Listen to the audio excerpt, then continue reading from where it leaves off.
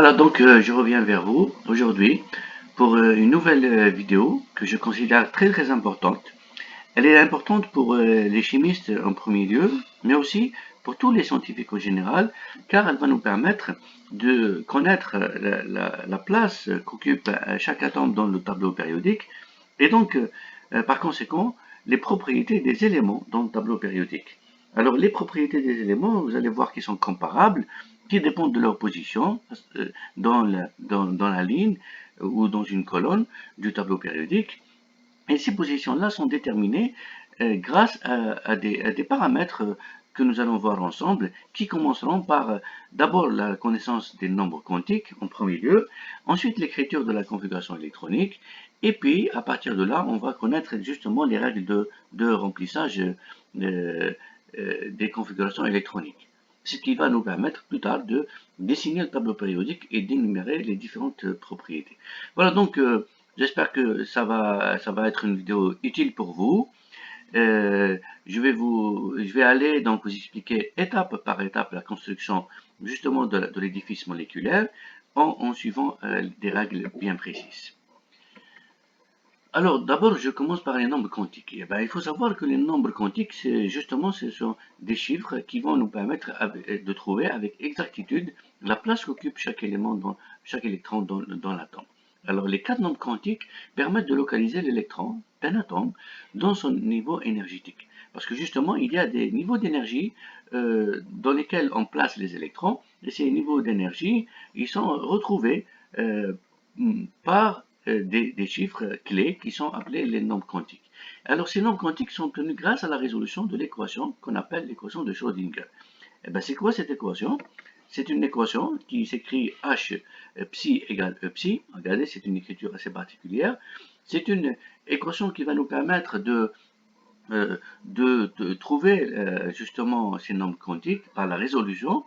Et psi représente la fonction mathématique. C'est une fonction qui va nous décrire la trajectoire ou la probabilité de présence de l'électron dans l'espace autour du noyau. En résolvant l'équation, nous pouvons donc retrouver les inconnus qui vont être les paramètres qui vont nous permettre de trouver l'électron. Alors, outre psi, qui est la fonction d'onde, qui représente la probabilité de présence de l'électron, il y a aussi h qu'on appelle l'opérateur sur la fonction d'onde, ou l'hamiltonien. Et cet opérateur-là, il peut être par exemple une dérivée, ou bien une dérivée première, une dérivée seconde, etc. Si je vous donne comme exemple la fonction psi, par exemple une fonction mathématique exponentielle moins 2x, alors si on considère que c'est celle-là l'équation qu'on va résoudre, psi, donc il faut trouver l'inconnu x. Bien sûr, pour nous, concernant les atomes, ça ne va pas être seulement une seule inconnue, il va y avoir donc plusieurs inconnus, et justement qu'on va appeler les nombres quantiques. Et puis, il y a l'opérateur qu'on va faire subir à l'équation. Et l'opérateur ici, par exemple, c'est la deuxième dérivée. Donc, on peut dériver deux fois l'exponentielle moins 2x, comme c'est écrit ici, h psi. H psi, c'est exponentielle 2x dérivé deux fois. Donc, si vous faites la résolution de l'équation, vous allez trouver 4 fois exponentielle moins 2x. Donc, nous allons retrouver notre équation psi ici et là. Donc, ça veut dire, c'est ça, h, d2 sur dx2, et 4 égale à e. Donc voilà, vous remarquez que c'est une équation cyclique. Elle représente la trajectoire de l'électron qui peut être ondulatoire, qui nous permet justement de savoir comment se place l'électron dans l'espace. Voilà donc le schéma qui va nous permettre de retrouver l'électron. Considérons par exemple que ça c'est le noyau de l'atome. Dans le noyau, évidemment, vous savez qu'il y a des protons qui sont chargés positivement, et entre les protons, il va y avoir des neutrons, et les neutrons, bien sûr, ils sont neutres, et ben, ils sont là un peu pour faire éviter les attractions plutôt les répulsions entre les protons qui ont la même charge. Ça nous assure aussi la cohésion du noyau. Et autour du noyau, il va y avoir des électrons, mais cette fois-ci chargés négativement, qui vont tourner autour du noyau grâce à la force d'attraction d'une part et la force centrifuge de répulsion. Ce qui fait que les électrons ils vont maintenir une certaine distance par rapport au noyau et tourner à grande vitesse. Alors cette rotation ondulatoire autour du noyau, elle est due justement à des formules, à des équations mathématiques que nous avons vues tout à l'heure. Dans une première couche, on peut mettre jusqu'à 2 électrons. Bien sûr, les 2 électrons ne doivent pas tourner de la même façon autour d'eux-mêmes, d'une part, parce qu'ils ont, ils ont la même charge, ils doivent donc ils doivent se repousser. Si on a un autre électron, il faut dépasser la première couche, il faut aller plus loin et le mettre dans une deuxième couche. Parce que le maximum de la première couche, c'est 2 électrons. Mais si on met dans la deuxième couche, eh bien, ça se voit qu'on peut mettre plus que 2 électrons, parce elle paraît comme plus grande que la première couche. D'une part, elle est plus grande, on peut mettre 2, même plus que 2, on peut mettre, voire jusqu'à 8 électrons au total, parce que elle est non seulement plus grande que la première couche, mais aussi cette deuxième couche, elle est divisée en 2 sous-couches, comme vous pouvez le voir ici. Et de la même manière, donc, on peut mettre des électrolytes. Et là, on peut mettre jusqu'à encore 6 électrons supplémentaires. C'est-à-dire un total dans la deuxième couche, on peut mettre 8. Je vais vous montrer maintenant pourquoi c'est 8. Donc de la même manière, on raisonne logiquement, ça va être alors dans la troisième couche, ça va être alors 3 sous-couches. Donc on peut mettre encore davantage plus d'électrons. Quel est le nombre d'électrons qu'on peut mettre alors dans une couche? Est égal à 2n au carré. N, c'est le numéro de la couche. Par exemple, si n égale à 1, c'était la première couche, on a donc 2 électrons. Si n égale à 2, on a 8 électrons. C'est 2 fois 2 au carré. Si n égale à 3, ça sera 18 électrons. C'est 2 fois 3 au carré, ça fait donc 18. Donc, à partir de là, on commence donc à définir les nombres quantiques. C'est-à-dire, le premier nombre quantique, c'est le nombre quantique principal. Celui-là, il décrit la couche, il prend les valeurs 1, 2, 3, etc. Enfin, disons, jusqu'à 7 aujourd'hui, d'après le nombre d'atomes qui sont découverts. Et puis, ça ne suffit pas justement pour décrire l'électron. Il nous faut un deuxième nombre quantique qu'on a appelé L, c'est le nombre quantique secondaire. Ben celui-là, c'est celui qui va nous décrire la sous-couche. La sous-couche que je vous ai indiquée ici, par exemple, la troisième est divisée en 3, la deuxième est divisée en 2, la première c'est une seule. La sous-couche, elle prend les valeurs comprises entre 0 et n-1. Par exemple, si n égale à 1, eh ben L est égal à 0, d'après cette inégalité ici. Si n égale à 2, nous allons avoir deux valeurs, 0 et 1. 0 donc pour la première sous-couche et 1 pour la deuxième sous-couche. Voilà, donc dans la première couche, on avait L égale à 0, dans la deuxième, on a 0 et 1, et dans la troisième, on va alors avoir 0 dans la première sous-couche, L égale à 1 dans la deuxième sous-couche, et L égale à 2 dans la troisième sous-couche. Voilà donc comment on peut donc définir ces nombres quantiques secondaires. Ils nous permettent donc de décrire la sous-couche. Il y a cependant un troisième nombre quantique qu'on appelle M. Celui-là, c'est le nombre quantique magnétique. Il va nous décrire la case ou l'orbital. Il prend des valeurs comprises entre moins L et plus L. Que signifie M? M, ben, il faut savoir que les électrons, une fois qu'ils sont dans les sous-couches, on va les mettre dans des cases. Et on peut mettre jusqu'à 2 électrons par case. Mais chaque sous-couche, elle prend un certain nombre de cases. Par exemple, dans la première couche, L égale à 0. Si L égale à 0, marqué ici, M il ne peut être que égal à 0. Donc une seule valeur. M égale à 0, c'est une seule case. Donc quand on a L égale à 0, c'est toujours M égale à 0.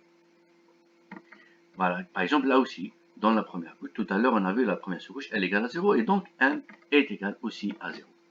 Par contre, si on passe à L égale à 1, ici, eh ben, on va avoir trois cases. Pourquoi? Parce que M est égal à 1, ça veut dire qu'il prend les valeurs de moins 1 jusqu'à plus 1. C'est-à-dire moins 1, 0 et plus 1.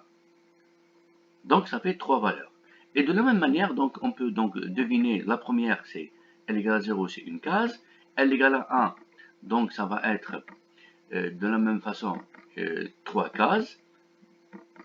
Moins 1, 0 et plus 1. Et la troisième, N égale à 2, ça va être donc un total de 5 cases. M égale à moins 2, moins 1, 0, plus 1 et plus 2. Voilà, c'est pour ça que je vous ai dit tout à l'heure, dans la couche N égale à 3, on peut mettre 18 électrons. Parce qu'un total, dans la troisième couche, il y a 1, 2, 3, 4, 5, 6, 7, 8, 9. Il y a 9 cases. Et 9 cases, ça veut dire 18 électrons, comme il a été évoqué tout à l'heure. Maintenant, dans chaque case, on peut mettre deux électrons. Les deux électrons doivent être différents. Il faut les distinguer. C'est pour cela qu'on définit un quatrième nombre quantique qu'on appelle le spin, et celui-là, il décrit l'orientation de l'électron. Il prend donc deux valeurs possibles, s égale plus 1,5 ou bien s égale moins 1,5. Et on va les symboliser par des flèches. Donc, une flèche vers le haut, par exemple, c'est s égale plus 1,5, et une flèche vers le bas, par exemple, s égale moins 1,5, conventionnellement. Donc, par exemple, si je vous donne l'exemple de cet électron, je l'ai mis au hasard ici, est-ce que vous pouvez me le retrouver? Où est-ce qu'elle est sa place? Donnez-moi ces quatre nombres quantiques. Comment vous allez dire? Alors, l'électron qui est ici, il est dans la troisième couche, n'est-ce pas? Voilà la troisième couche. Il est dans la sous-couche L égale à 2. Il est dans la case M égale plus A. Et il a S égale plus 1,5. Voici donc ces quatre nombres quantiques. Comme je vous ai dit, les nombres quantiques, ils caractérisent, ils vous retrouvent l'électron. Et voilà qu'est-ce qu'on a fait pour retrouver notre électron. N égale à 3, L égale à 2, M égale plus 1, S égale plus 1,5. Chaque chiffre vous indique exactement la position où nous avons trouvé l'électron. Je peux vous dire aussi,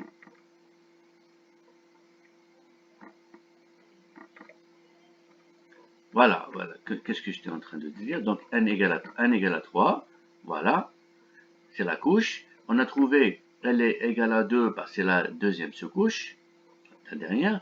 Et puis M égale à plus 1, la voici. Et nous pouvons dire que cette fonction, elle peut s'écrire 3, 2, 1. Que veut dire 3, 2, 1? C'est NLM. C'est la fonction psi 3, 2, 1, n égale à 3, m, l égale à 2, et m égale à 1. Donc, cette écriture 3, 2, 1, maintenant vous savez qu'est-ce que ça veut dire. Ça veut dire les nombres quantiques. Par exemple, je peux vous dire que le classement des énergies est le suivant. La fonction 3, 2, 1 est supérieure à la fonction 1, 0, 0. Qu'est-ce que ça veut dire la fonction psi 100, 1, 0, 0? Ça veut dire que nous sommes dans n égale à 1, c'est la première couche. Donc, L égale à 0, voilà, 1, 0, 0. La première couche, L égale à 0, M égale à 0. Regardez le niveau énergétique, celui-là, il est plus proche du noyau, il est plus bas que le niveau énergétique qu'on vient de voir dans la dernière couche. Voilà un exemple, le nombre d'électrons présents dans la couche N égale à 3. Pour la troisième couche, le nombre quantique secondaire, L, il prend trois valeurs possibles, 0, 1 et 2. À chaque valeur de L, ils sont associés des valeurs de M, comprises entre moins L et plus L. Ça, c'est la règle. Voilà ce qui va nous permettre de connaître le nombre d'électrons. Donc, n égale à 3, ça veut dire qu'il y a trois valeurs, trois sous-couches. L égale à 0, L égale à 1, L égale à 2. Et puis les cases maintenant. Vous savez que M il est compris entre moins L et plus L. Si L égale à 0, donc M égale à 0. Si L égale à 1, c'est moins 1, 0 et plus 1. Si L égale à 2, c'est moins 2, 0, plus 1 et plus 2. Et moins 1. Donc c'est inversé. Moins 2 ici, moins 1 là. Voilà, donc ça vous donne un total de 1, 2, 3, 4, 5, 6, 7, 8, 9. Donc un total de 9 cases obtenues. Dans chaque case, on peut placer 2 électrons, ce qui correspond à 18 électrons dans la troisième couche. Maintenant, on peut récapituler tout dans ce tableau. Par exemple, pour faciliter la tâche, on va leur donner une nomenclature, on va les nommer. La sous-couche L égale à 0, dorénavant, on va l'appeler la sous-couche S. L égale à 1, on va l'appeler la sous-couche P.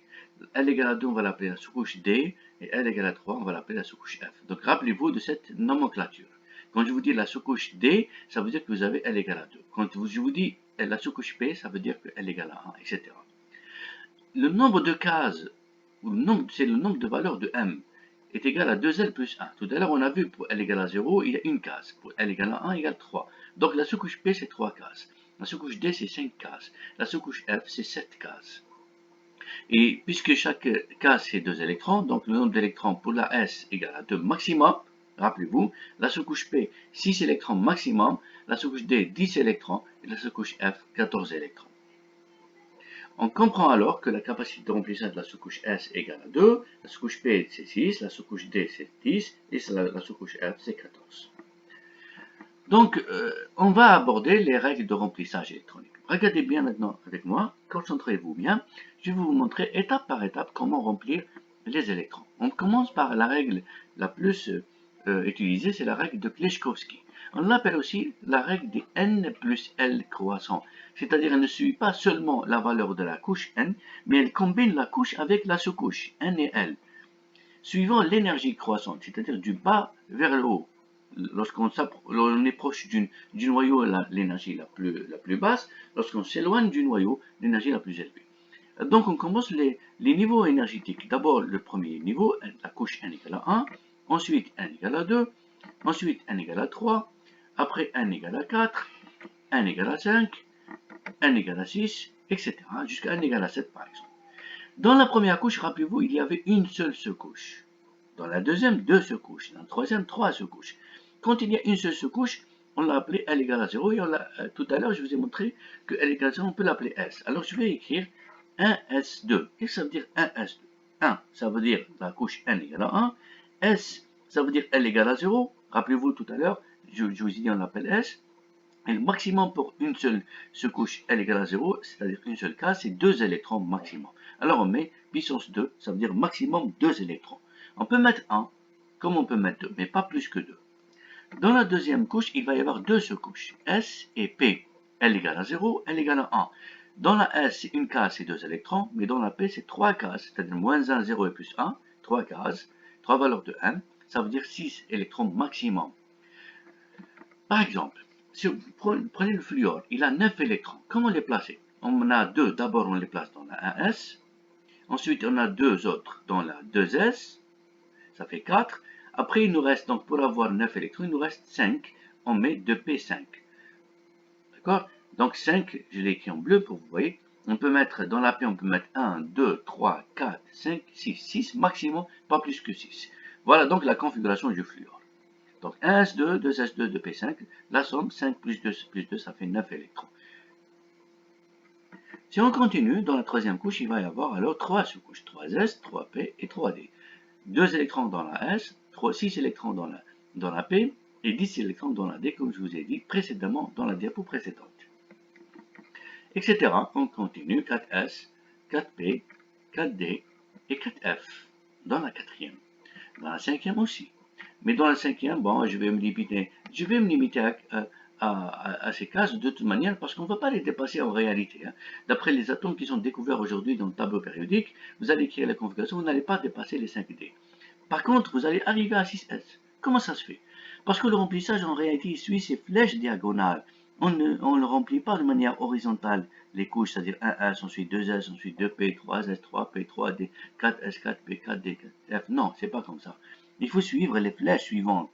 C'est-à-dire, vous terminez une flèche et vous commencez une nouvelle flèche. Regardez 1S, ensuite 2S. Vous terminez cette flèche et vous revenez ici, 2P après 3S.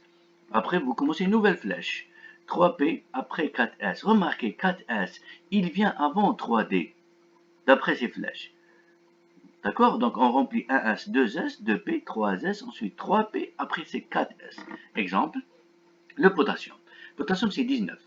Alors, remplissez les cases. 1S2 d'abord, plus 2, plus 6, ça fait 10. Plus 2, 3S2, ça fait 12. Plus 6, ça fait 18. Donc il manque un électron, on ne va pas le mettre dans D, on va le mettre dans S. Donc ça va être 4S1. Donc un total de 19 électrons. Vous voyez, donc c'est ça simplement le remplissage électronique. Et puis vous continuez, 3D, 4P, 5S. Après 4D, 5P, 6S. Ensuite, on revient donc à 4F.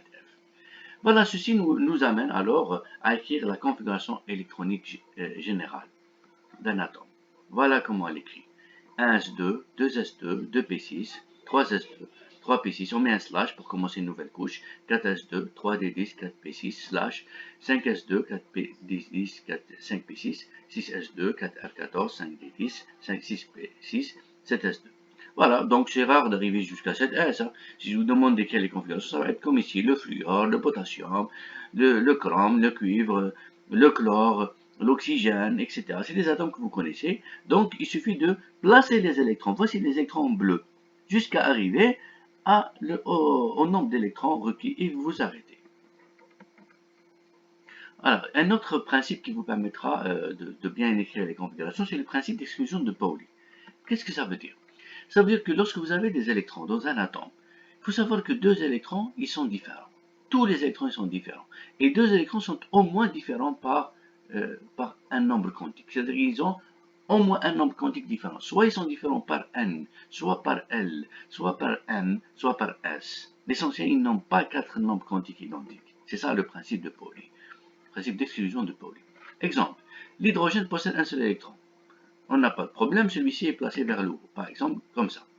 Voilà, 1s1, d'après la configuration. Par contre, si vous prenez l'hélium, il a deux électrons qu'il faut placer dans une seule case. Comment on va placer les deux électrons dans une seule case? Il faut qu'ils soient différents. C'est pourquoi, si vous les mettez tous les deux en haut, ça veut dire qu'ils vont avoir le même N, le même L, le même M et le même S, ce qui est faux selon la règle de Pauli. Donc vous n'avez pas le droit de mettre deux électrons dirigés dans le même sens. Par contre, ce qui est juste, c'est de mettre un électron avec S égale plus 1 demi et un électron avec S égale moins 1 demi, avec deux spins différents, un nombre quantique différent. Voilà. Donc, la première possibilité est fausse, parce que les deux électrons ont le même nombre quantique, n égale à 1, l égale à 0, m égale à 0, s égale à 1,5.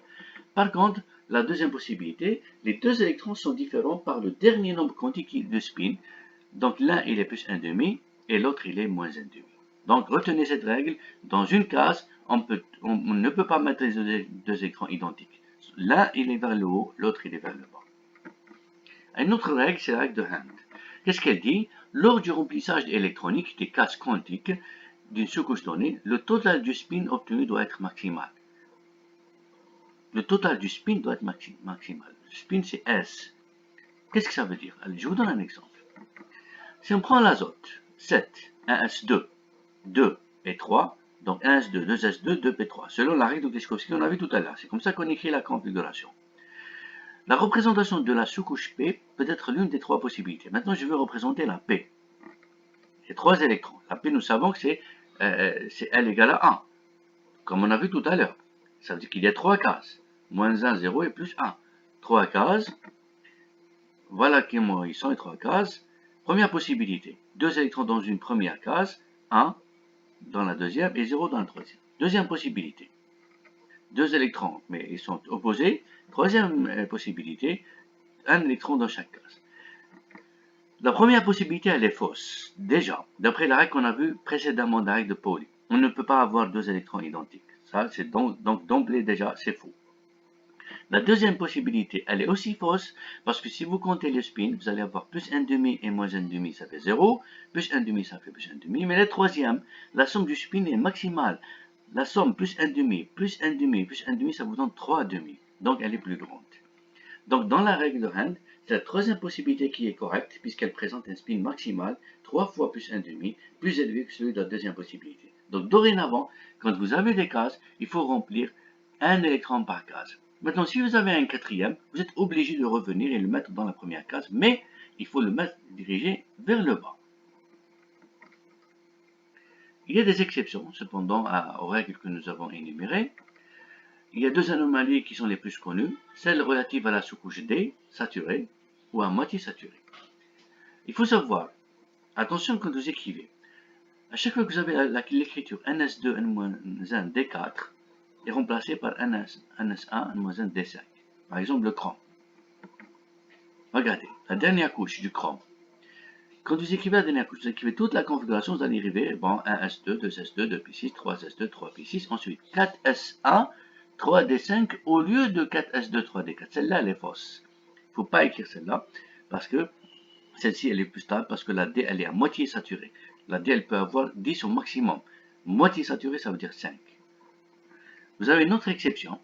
Au lieu d'écrire S2, D9, attention, ça c'est faux, il faut écrire S1, D10 à la place. C'est les deux exceptions possibles. S1, D10 et S1, D5.